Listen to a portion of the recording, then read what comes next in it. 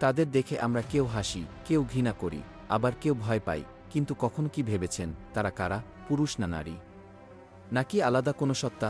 সবচেয়ে বড় প্রশ্ন, ধর্ম কি বলে হিজরা নিয়ে? ধর্মে কি তাদের অভিশাপ দিয়েছেন, নাকি এটা প্রকৃতির পরীক্ষা, নাকি বিশেষ উদ্দেশ্যে সৃষ্টি করেছেন?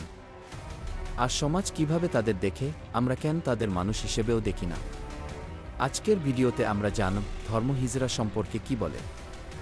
নাম্বার ১, ধর্মের আলোকে হিজরা। ইসলাম ধর্মমতে কুরআনে সরাসরি হিজরা শব্দ নাই, তবে মুখান্নাজ নামে এক ধরনের মানুষের উল্লেখ আছে যাদের লিঙ্গ স্পষ্ট না। ইসলামী ফিকহে এদের বলা হয় খুনসা, অর্থাৎ জন্মের সময় যার লিঙ্গ বোঝা যায় না। ইসলাম তাদের প্রতি অন্যায় করতে নিষেধ করে। আমাদের নবীজি বলেছেন, তোমরা আল্লাহর কোনো সৃষ্টি নিয়ে উপহাস করো না। ইসলামী দৃষ্টিতে তারা মুসলিম হলে অন্য মুসলিমদের মতোই সব অধিকার রাখে। এবার হিন্দু ধর্মমতে কি বলে?